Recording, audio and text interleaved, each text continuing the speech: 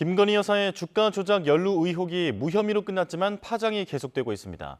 특히 압수수색 없는 수사 종결이 가장 큰 논란인데요. 관련 내용 김성수 변호사와 얘기 나눠보겠습니다. 어서 오십시오. 안녕하세요. 네.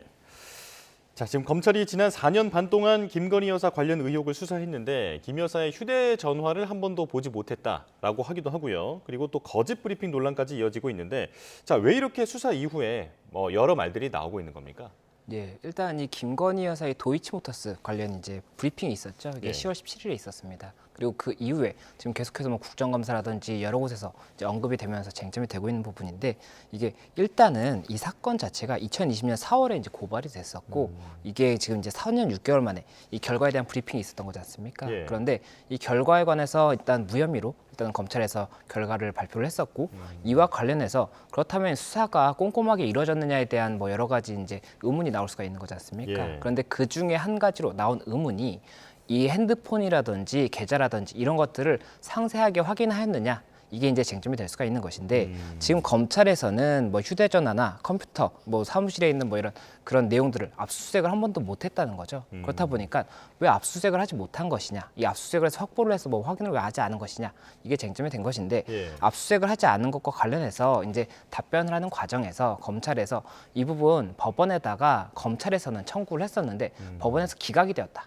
이렇게 답변을 한 겁니다. 예. 그래서 기각이 돼서 이제 확인을 못했나 보다라고 처음에 이제 당초에 그렇게 알려졌었는데 이후에 이제 조금 사실관계가 밝혀지는 걸 보다 보니까는 이 영장이 청구됐던 부분이 도이치모터스 관련해서 청구됐던 것이 아니라 이 관련 또 다른 사건 중에 하나가 코바나 컨텐츠 협찬 관련 사건이 있었어요. 예. 그 사건과 관련해서 영장이 청구됐던 것을 지금 이 영장 청구와 조금 이렇게 좀 혼용해서 이야기를 하다 보니까 이게 거짓말을 한 것이 아니냐라는 이야기가 있었고 이제 검찰 측에서는 그 부분 조금 혼용해서 이야기를 한 것이지 거짓을 한 것은 아니다. 뭐 이렇게 지금 이야기를 하다 보니까 이에 대해서도 여러 가지 논란이 있고 그런 상황입니다. 그렇군요. 그러니까 다른 사건에서 관련해서 휴대전화 압수를 이제 신청을 했지만 기각이 된 건데 그걸 마치 이번 사건에 관련돼 있었던 그런 이제 압수 시도였던 것처럼 그렇게 좀 혼용을 했다라는 말씀이신데요.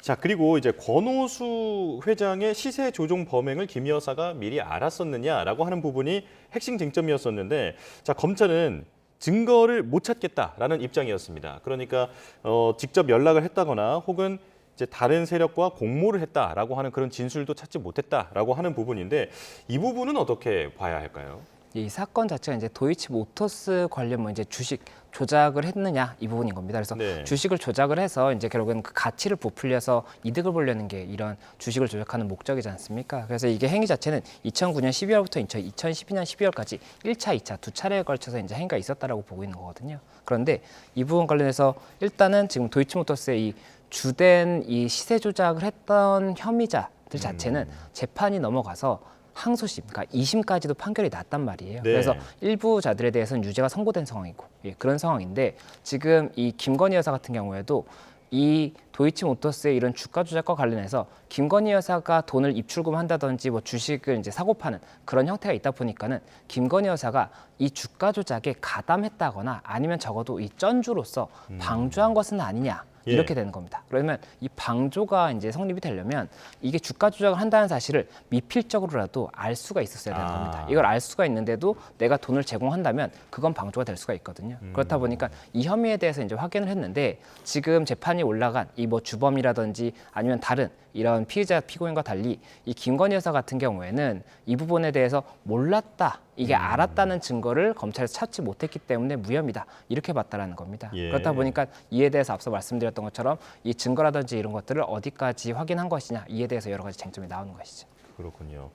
자, 그리고 또 다른 이제 논쟁점도 하나 있는데 그 김건희 여사가 1, 2차 서면 그 조사를 받지 않았습니까? 여기서 했던 답변과는 달리 지난 7월 대면 조사에서는 이제 착각했다라고 해서 진술을 바꾼 부분이 있었습니다. 그러니까 직접 거래했던 것이라고 얘기를 했었는데 그걸 알고 보니 착각했다라고 이제 대면 조사에서는 말을 바꿨던 건데 검찰은 이 부분도 그대로 믿은 거죠. 예, 일단은 검찰에서는 이 부분을 그대로 믿었다기보다는 이에 반대되는 뭐 증거나 이런 것들을 통해서 만약이라도 이 피의자의 진술이 사실이 아니라고 한다면 증명을 해야 되는 부분인데 네. 그 부분에 대해서 다른 증명을 이제 하지 못했다라는 증거를 것이고. 찾지 못했다. 예, 그렇죠. 예. 그리고 이게 서면 조사 당시와 지금 이제 대면 조사를 하면서 대면 조사 과정에서 아 내가 그때 당시 이렇게 답변을 했는데 이게 조금 착오에 의한 것이었다. 실제로는 이거다. 이렇게 이야기를 했다라고 한다면 그것에 대해서 의심은 할 수가 있겠죠. 그리고 예. 그 관련해서 수사를 할 수는 있었겠지만 그 수사 과정에서 어떠한 증거가 나오지 못한다고 한다면 그걸 가지고 혐의가 있다라고 또 증명하기는 어렵기 때문에 그런 부분에 대해서 가만히 있었지 않을까 생각이 됩니다. 예. 자, 이 수사 결과는 대통령실과도 조금 말이 좀 다른 느낌이 있는데 그 지난해 2월에 대통령실은 이 김건희 여사 관련해서 유사 사례로 전주 그 손모 씨를 직접 언급을 했었습니다. 그런데 이제 손모 씨는 그 방조 혐의로 이제 유죄를 받은 상황이죠. 네. 그리고 검찰은 손 씨를 전문 투자자로 판단을 했는데 이번에 검찰은 김건희 여사에 대해서는 투자 관련해서 지식이 별로 없다라고 지금 보고 있습니다.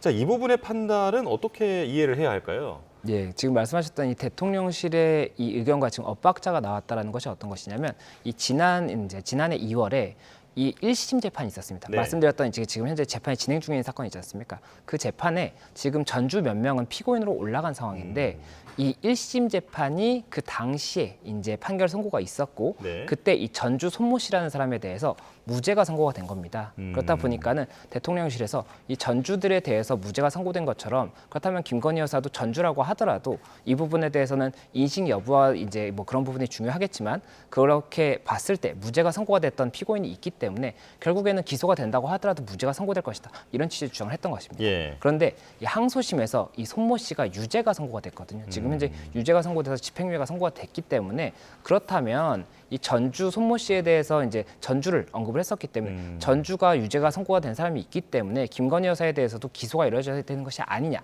이런 의견이 나왔던 부분이고 예. 이에 대해서 이제 대통령실의 과거 발언과 조금 엇박자가 있는 것이 아니냐 이런 이야기가 나오는 상황이고 이에 대해서도 일단은 이 검찰 브리핑 당시에 이 부분에 대해서 답변이 있기는 했었습니다. 이 부분 자체가 쟁점이 될 수밖에 없는 부분이었기 때문에 네. 답변이 어떻게 있었냐면 이 손모 씨 같은 경우에는 이 전문 투자자였고 그리고 이 부분 관련 뭐 굉장히 많은 돈을 이제 투자를 했던 사람이기도 하고 문자 메시지나 이런 걸 통해서도 이 공모했던 그런 부분이 이제 밝혀졌던 겁니다. 그렇다 보니까 유죄가 선고된 것인데 김건희 여사 같은 경우에는 검찰에서 확인을 했던 결과로는 일단은 주식 관련 지식이 이제 많이 없는 사람이고 그리고 시세 조종 전력이 있는 사람도 아니고 예. 또 그리고 뭐 여러 가지 정황을 봤을 때 뭐 문자 메시지나 이런 관련자들의 진술이 있는 것도 아니기 때문에 무혐의가 나서 차이가 있다라고 지금 브리핑을 했었거든요. 그래서 그와 관련해서도 실제 그 차이가 있는 것으로 볼 수 있느냐에 대해서 또 여러 가지 쟁점이 나오는 겁니다. 그렇군요. 그러니까 대통령실이 유사 사례로 전주 손모 씨를 언급했을 당시에는 1심에서 무죄가 나왔던 그런 상황이었는데 항소심에서 유죄로 판단이 다시 바뀌면서